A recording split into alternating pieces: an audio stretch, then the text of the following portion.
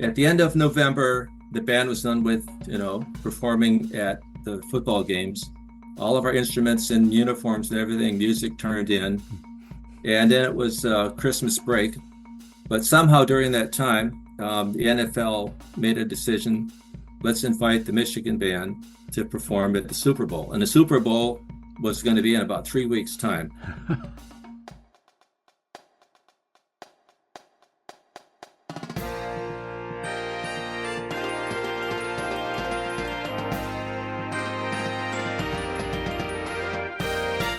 Hello, and welcome to episode 19 of the BandWagon podcast for the week of July 1st, 2024.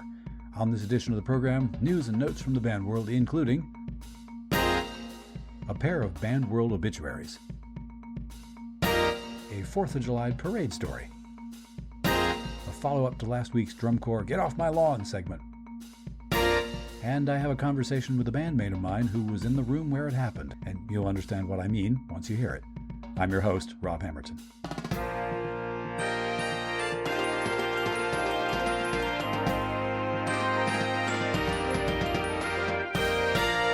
Hello, dear listener. This week's episode is indeed within shouting distance of the 4th of July, and what American holiday is more band-related than that, other than Memorial Day, Graduation Day, New Year's Day, Thanksgiving Day, John Philip Sousa's birthday, DCI Finals. Yeah, okay, but honestly, a 4th of July without a band is like, I don't know, fill in your analogy. And maybe send it to me. heybandwagon.yahoo.com. Anyway, summer's here. I'm for that. So, refill your water bottle, apply more sunscreen, and pull that rubber band around your flip folder. Let's play the first strain.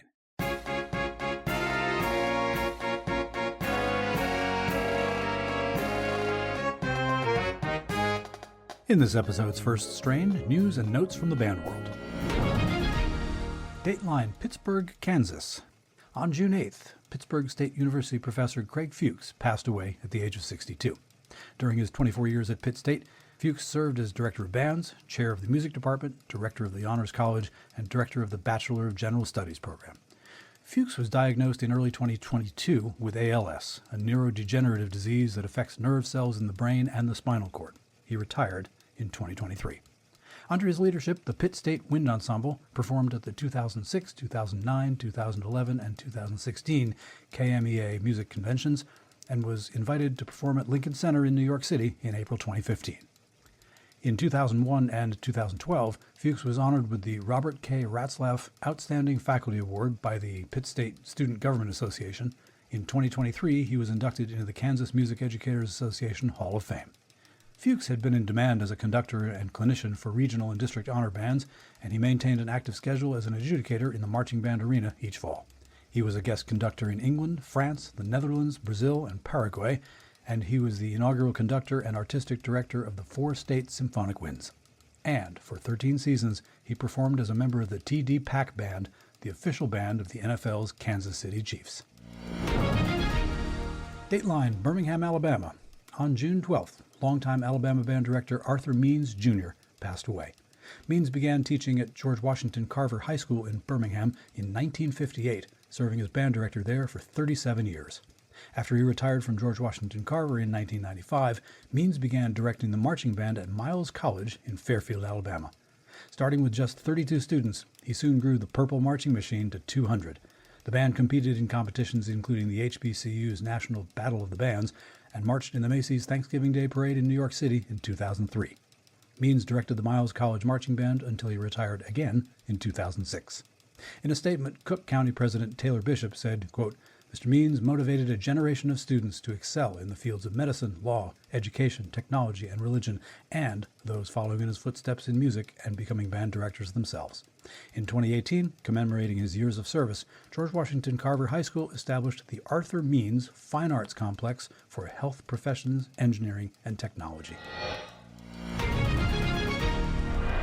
That's news and notes from the band world for this week. If you have a news item you think should be included in this segment, send me a link via email to heybandwagon@yahoo.com. After a brief break, I'll return with a nod to this week's national holiday. Do stay with us, please.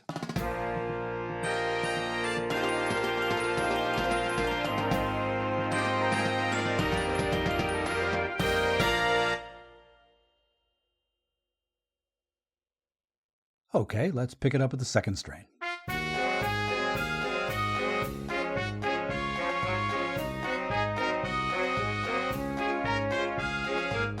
In this week's Second Strain, a little story of parades and the band world's circle of life. The first 4th of July parade I ever saw was in Chatham, Massachusetts, when I was probably 3 or 4 years old. For those listeners who have been with me for a few weeks, no, this story doesn't feature the Chatham Band under Whit Tileston's leadership, although as I think of it now, they probably were rolling along that parade route on a flatbed truck because that's the way they do parades. And, as has been demonstrated to me since, that is a perfectly legit way of doing a parade. Plenty of community bands, my own included, consist mainly of people who are not up for marching a 3-mile parade, regardless of the high temperature of the day. If band is a place for everyone, then rolling band is a fine version of band. However you do it, you do it. Anyway, my childhood memories of 4th of July parades come from that Chatham parade and from the one that has taken place on the streets of Sudbury, Massachusetts, well, since God was a kid, as the saying goes. Now, something you have to understand about the town of Sudbury, if you've not been there, is that there is a section of town known as the Historic District. If you want to build anything there, house, store, whatever, it has to look very much like houses and stores looked during the time we lovingly call colonial America, the 1770s. The town is very strict about this.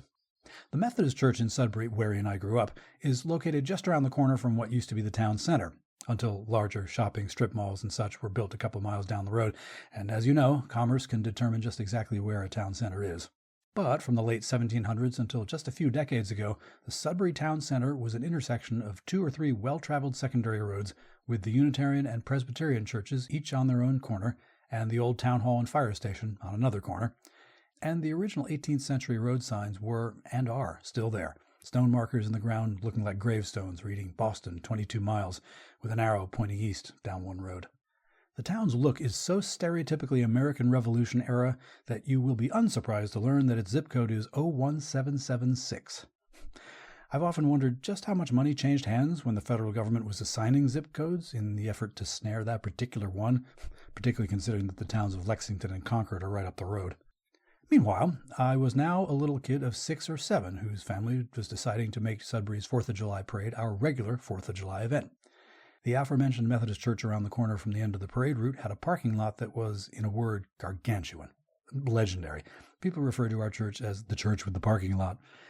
So we parked there, set up our lawn chairs by the side of the road, and watched as first the fire engines, then the police officers mounted on horseback, and then the rest of the parade went by. The rest of the parade included flatbed trucks converted into floats, and politicians walking by and waving, and fife and drum corps, and Shriners groups on those low-slung 3-wheel motorbikes of theirs, and groups of musket-wielding Revolutionary War reenactors, it was New England after all, and bands. If my first band-watching experience with the Chatham Band was largely a case of sitting 40 or 50 yards away from a bandstand, then my first parade-based band-watching experience, at least the one that I was definitely conscious of and which I definitely remember now, was a very much more up-close and personal one at the Sudbury Parade. There were adult community bands that actually did march. There were youth bands. There were the occasional band-looking groups that I would come to recognize in later life as having been actual drum and bugle corps. There were sharp military-style uniforms, and there were black pants topped by white button-down shirts. And since the parade was a very gentle but still real 2-mile uphill grade, by the time I saw those bands, some of them were looking a bit bedraggled. But until I got to be a 4th grader and had marched in my first parade with my town's elementary school band, I didn't think about the sweat or about the fact that a lot of those marchers were definitely no longer marching with military bearing, but instead were just climbing the last quarter mile before they could get to the school bus that would take them back to the parade's starting line and their cars. With the air conditioning, I just saw bands, up close and personal. That experience has reminded me, anytime I've marched in a parade, that parades can be both a pain in the neck and a huge opportunity to plant musical seeds. I'm the weirdo that actually enjoys parades, and in college I was probably one of the handful of folks who did. Partly, it's cool, you don't have to remember drill, you just guide right and maintain your distance from the person in front of you. But mostly, I have often glanced to the side, I've seen a little kid sitting on the curb staring up at this colossus of a band, and who knows? My sweaty face and slightly staggering gait might, even so, have represented the moment that somebody decided they wanted to do that one day. And the activity lives. All right, let's go to parade rest for a moment, and then on the other side of the break, we'll step off again. Hope you'll stick around.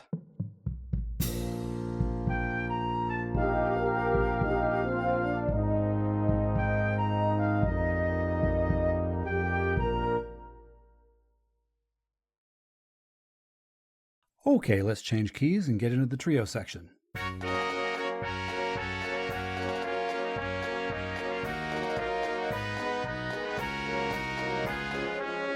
This week in the trio section, for the first time in this podcast series, if I'm not mistaken, I'm going to chat with a current bandmate of mine, someone I'm actually in the same actual band with at the same actual time, currently, right now.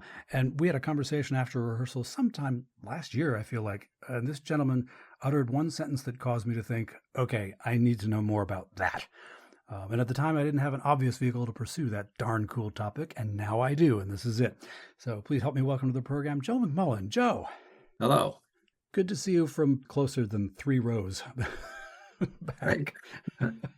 The topic that I have mentioned, I am sure we're going to get to. And in order to get to that, I tend to lead off with some questions that allow people to get a tiny bit of framework into which to place what we're going to talk about. So I'll start with my first question, which is, what's your primary instrument? My primary instrument is euphonium. In the past, I played French horn. I played E-flat baritone horn. And sousaphone I tried, and also the baritone horn. And yes, there is a difference between a euphonium and a baritone, but I won't go into that right now. Could come back to it. I'm willing. And besides band instruments, I play piano and guitar. So what got you started on playing euphonium, or did you start playing euphonium? No, I started off in high school as a French horn player. And when I went to University of Michigan, I auditioned for a marching band on French horn. The director told me, come back in September and we'll have you on alto horn, which I had never seen before. Huh. So I spent 1 year playing alto horn, and then I decided I think euphonium would be cooler. Huh? So that's what I've been doing. And I did go back to playing horn in concert band and different groups, but right now euphonium is my go-to instrument. What's your current band-related role? Well, euphonium player, I guess. With the Amherst Town Band, I'm also the publicity manager, and I manage the website. I'm on the board also for the Amherst Town Band, making decisions about concerts and how we deal with weather issues and the kind of things that we're familiar with. Mm-hmm, mm-hmm. Clearly from our introduction, I know you from somewhere, and it happens to be the Neshoba Valley Concert Band. What bands have you been active with in your life, whether playing or in any other capacity?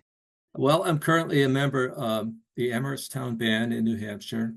I've been with them over 30 years. The past year, I've been with the Lawrence Italian American Band, which is kind of cool. It's kind of a small group that you see playing at some of the festivals in the North End in Boston and different parades everywhere. So that's kind of fun. I was a longtime member of the Hollis Town Band in New Hampshire and a couple of other groups. I played in a couple of pit orchestras also on horn. You're in the Neshoba Valley Band, and I'm late to this realization. You're one of a good number of us who play in multiple community bands, and I will confess that before I got into the community band thing, I didn't realize that that was something that happened, but clearly it does. Oh, yes, and it is. And in New England, there's so many opportunities for community bands, town bands that you don't see elsewhere. And I grew up in Michigan. I think there was, one local community band that was, near me at that time, but it was kind of rare. And I've known some people who have moved away from the area and they're struggling to find groups to play in. So yeah, we're very fortunate around here. One of the first things I did when I first sat in with Neshoba Valley was to go to the internet and look up community bands in Massachusetts, because I had known of a few of them that friends of mine had been involved with, but I literally didn't have any idea. And I got to the webpage that I think was from the Association of Concert Bands, but don't quote me. And the state is littered with them. I was so struck. Yes, in fact, so when the pandemic happened and, my other groups were on pause for a while, I was looking for a group to get back into. I remember hearing about the Harvard Town Band, searched for them, and then came across the Neshoba Valley Concert Band. And that led me to joining yet another group. So we haven't exactly buried the lead here, but there was mention of the Michigan band. And anytime a band person hears that, I'm presuming that they're kind of going, oh, let's talk about this a little bit, because it's only the kind of the progenitor band, or certainly one of them for the band activity in this country. Anyway, growing up in Michigan, I can imagine that you had some sense. I mean, who doesn't in the band world have a sense as to what the Michigan band is about? But what brought you to Michigan? Well, my older brother had gone to Michigan, so I applied there. I also applied to a few other schools, but it was local. I got a good scholarship, so it was a no-brainer, really. It wasn't really a big thing for me to immediately join this marching band, but I thought, well, that'd be kind of cool. And when I went to sort of an orientation, spent a couple of days, before school started, and ran into some people who I became very good friends with, who said, "Oh yeah, we're going to have this audition. You should go to the School of Music, try out." And I said, "Okay, try it. Sure, why not?" And then, of course, I got into it, and then I wasted too much of my my school career in different bands. Besides the marching band, I was in pep bands for basketball, for hockey, some concert bands. I was in the Kappa Kappa Psi, honorary music fraternity. So I did way too much, you know. And, as a result, I'm still doing this kind of stuff, but, it was all good. Were you a music major or a major in No, I something was else? not a music major. I did consider that at one point, but no, I was got a degree in journalism. This is hitting me where I live. I started as a journalism major. Oh yeah, I just had a little moment of, oh, that's cool. yeah. The sentence that you uttered when we were chatting quite a while ago, though, had something to do with a particular appearance that the Michigan band did while you were in it. And I think it's safe to say I don't know anybody who's had this experience, genuinely. Yeah, I did a little research here, but the if you look at the entertainment that's been set up for the Super Bowl, and there's been 58 of them so far. You look at the list of all the performers. The first 20 years or so, mostly were college marching bands that performed. So starting off with schools like University of Arizona, Grambling State, Florida A&M, University of Texas, USC. I think it went back to football games. What did you do for entertainment at halftime? You get a marching band, or you get some performers. So, some of these early shows, they had marching bands, and they might bring in some other guest artists, such as Carol Channing or Ella Fitzgerald. Okay, Mm-hmm. and this is considered great entertainment. The NFL thought it was a good idea. But then somehow in the last maybe 25, 30 years, that all changed. Let's make this into a big event. And you bring in groups like Aerosmith, Prince, Rolling Stones, and more recently, Beyonce, Bruno Mars, Lady Gaga. And suddenly it's, not just some people on a field, but it's a whole multiple stages, light shows. It's dozens of singers and dancers and musicians and pyrotechnics. That's cool. I mean, and I guess some people could look back and say, these early things are a little bit primitive and kind of old fashioned, but I think there's I don't know, something appealing about kind of the simpler format that they had then. But it's kind of interesting how this particular Super Bowl 7 in 1973, and how the band got involved in it, and kind of really kind of weird how sort of unorganized or last minute the whole preparations were. Huh. So at the end of November, the band was done with, performing at the football games. All of our instruments and uniforms and everything, music turned in. And then it was Christmas break. But somehow during that time, the NFL made a decision, let's invite the Michigan band to perform at the Super Bowl. And the Super Bowl was going to be in about 3 weeks' time. In those days, the Super Bowl was much earlier. There was fewer teams, not as many playoffs. So Super Bowl was scheduled for January 14th. All the students were on break. Then the School of Music got this invitation from the NFL to perform. So they sent out letters. This was before email. Yeah. Sent letters to everybody. If you're interested in playing, please respond immediately. Send this letter back, right? And also, the NFL is going to limit the number of people that they can send. So we had a band of 214 that year. They were going to pay for 140. So you had to respond immediately. So that was like 3 weeks before the game. So then those that heard about it, okay, we're going to have rehearsals starting January 8th or something, like before the school even started the second semester. Holy smokes. And we had 4 days of rehearsals, day and night. We did one rehearsal outdoors. January in Ann Arbor. So while this was all done, okay, what's the theme of the show? So it was suggested it would be called something like Happiness Is. Woody Herman, the big band leader, was signed up to perform a couple of songs with the band. Huh. And we probably have some other guest artists. We had an arranger, Jerry Billick, immediately wrote a bunch of new charts that we rehearsed for a couple of days. And then we flew out to Los Angeles and spent a couple of days rehearsing, and we were at the UCLA campus. But again, to go on about how sort of unorganized it was or last minute, Boy. then it was identified that Sammy Davis Jr. was going to perform also. So we had our arranger come up with a new arrangement of one of his songs. After 1 day of rehearsal, apparently Sammy Davis's agent says, Sammy's not available. So scrap that. We're going to get Andy Williams. Oh, I forgot it was one other thing. Before that, it was going to be Barbra Streisand. Huh.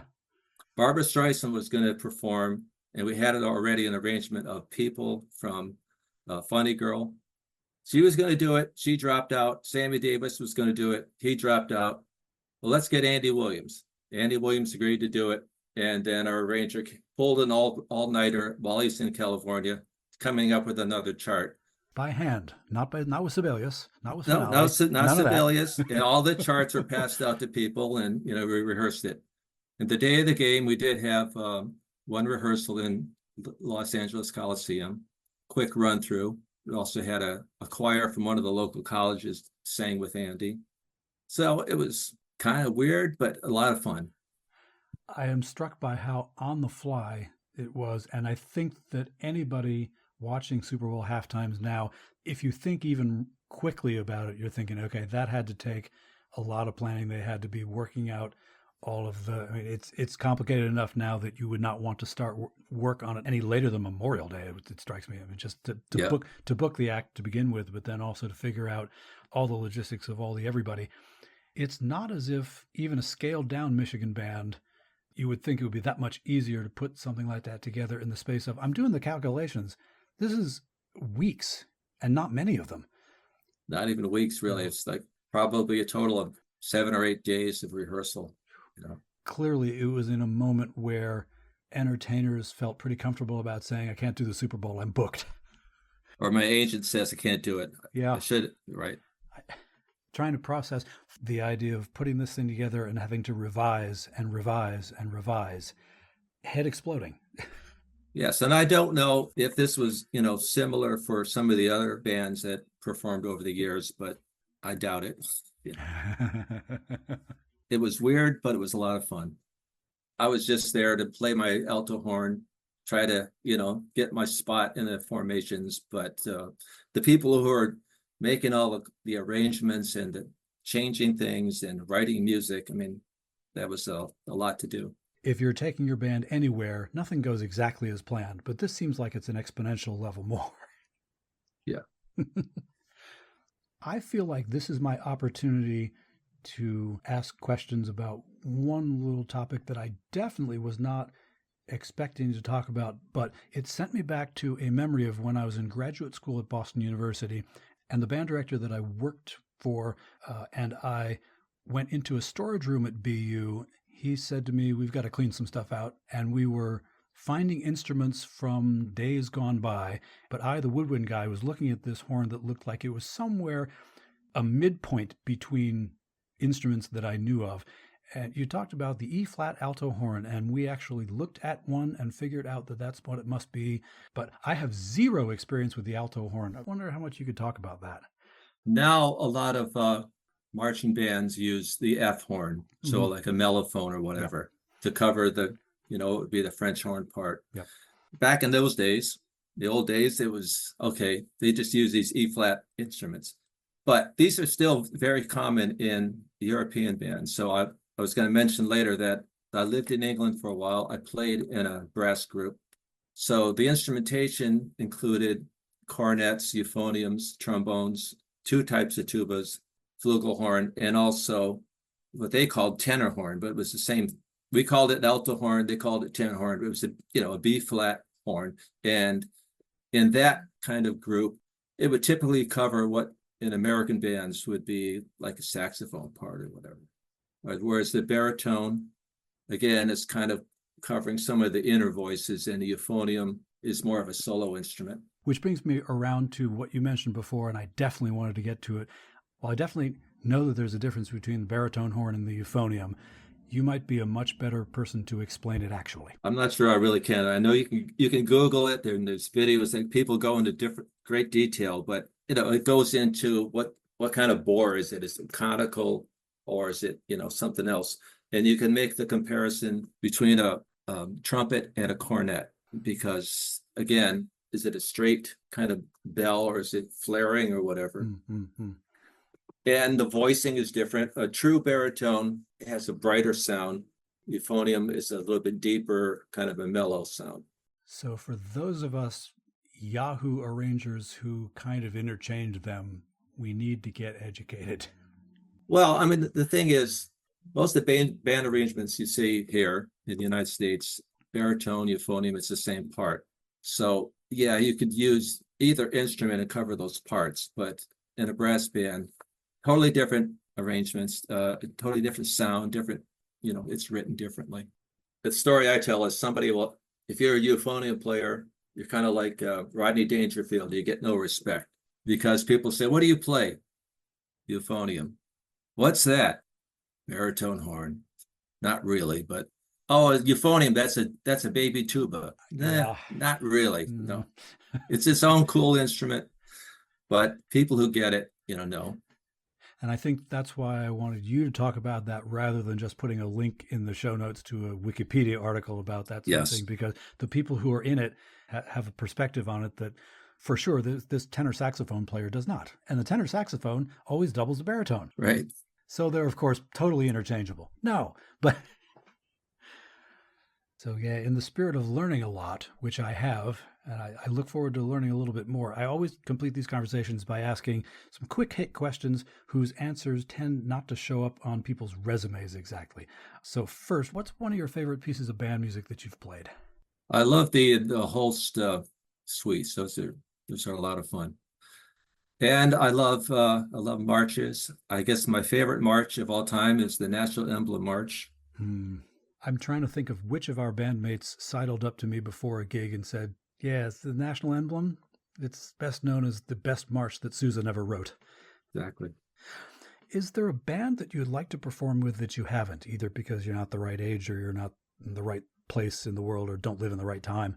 Every December, I play in these Tuba Christmas events. So for those who don't know what that is. Where you been?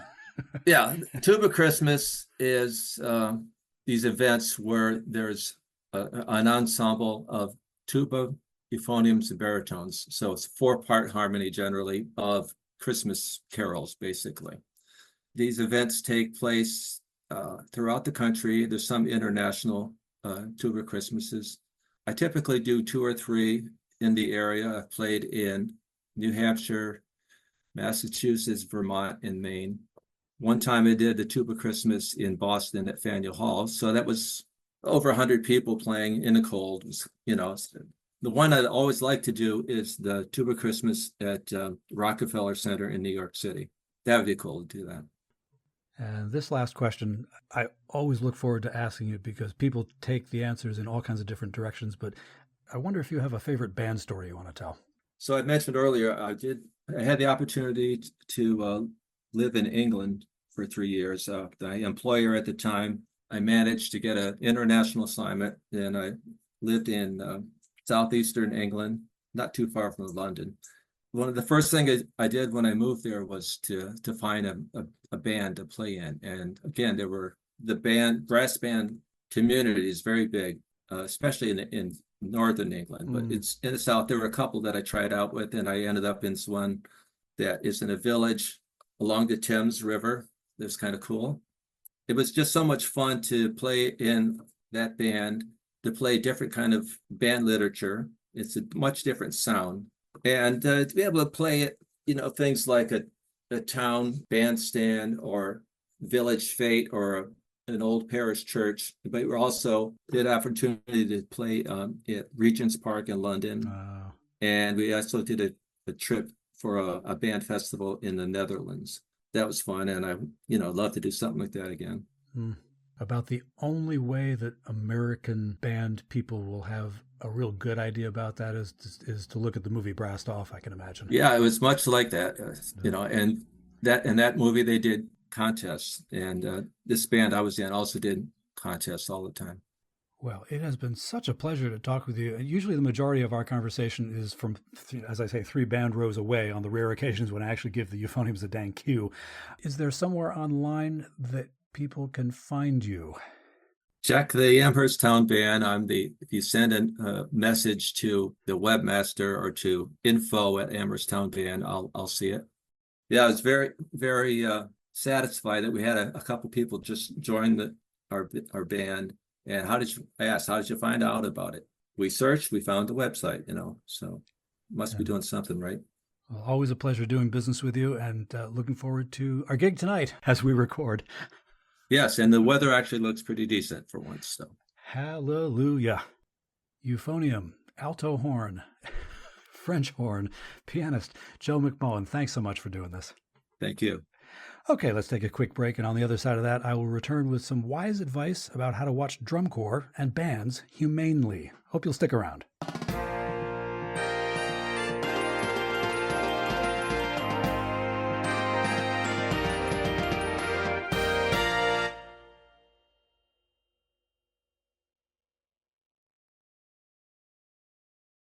Here comes the dogfight.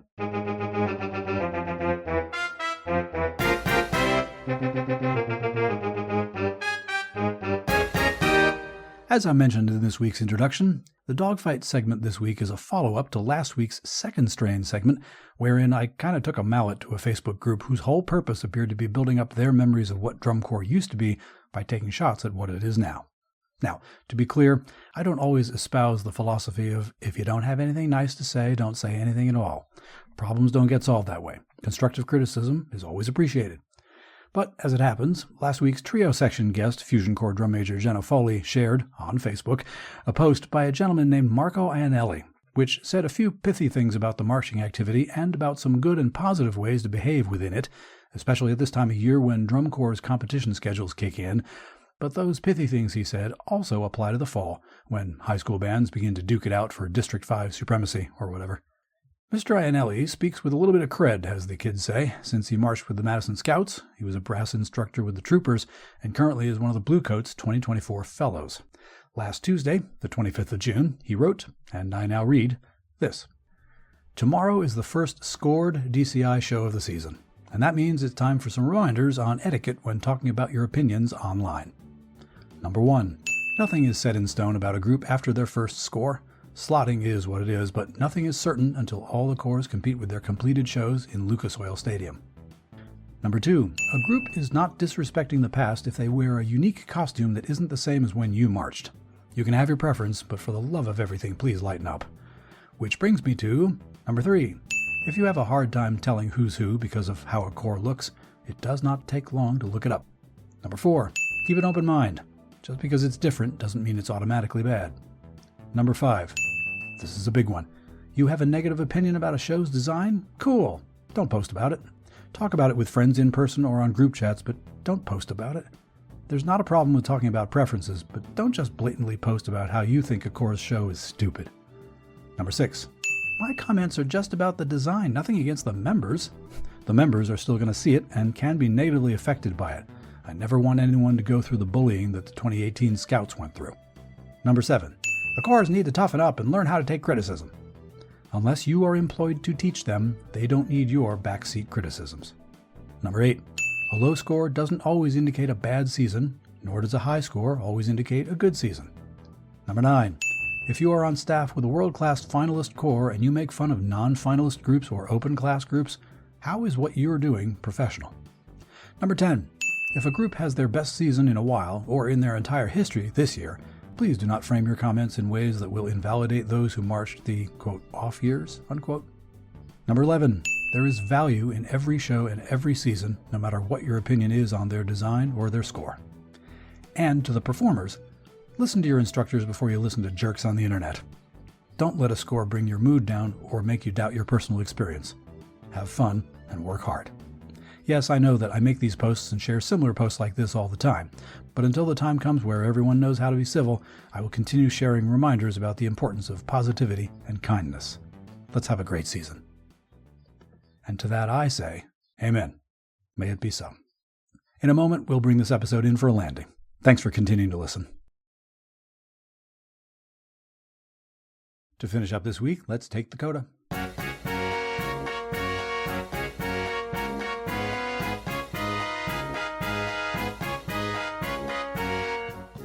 For the coda this week, a brief wish list. The 4th of July this year falls on a Thursday, which means that, depending on who you are and what you do, the long weekend could start on Wednesday evening and last till Sunday afternoon, or longer if the traffic is bad. That means there's plenty of time to find a parade and go sit on the curb, and whenever a band marches past, clap and cheer and urge them on, because it's more than likely the weather will be really warm and the parade route will have been slightly uphill all the way, and the occasional slugs from a plastic water bottle will not be having quite the effect they ought to. That's, of course, unless you're actually in a parade, in which case, knock 'em dead, and may you be properly alive at the end of it. And there's also plenty of time to find a community band concert and go sit on a lawn chair and clap for whatever it is that they do, because they put lots of time and effort into getting ready for that performance, usually for, at best, no money, and most times having forked over more than a few bucks worth of band dues. It's truly a labor of love, so let's show them some love in return. And please, don't become the subject of one of those viral videos that shows a 4th of July fireworks mishap, one which could have been avoided by just not doing stupid things. Leave the banging and the crashing to the professionals. And by that I mean the percussionists.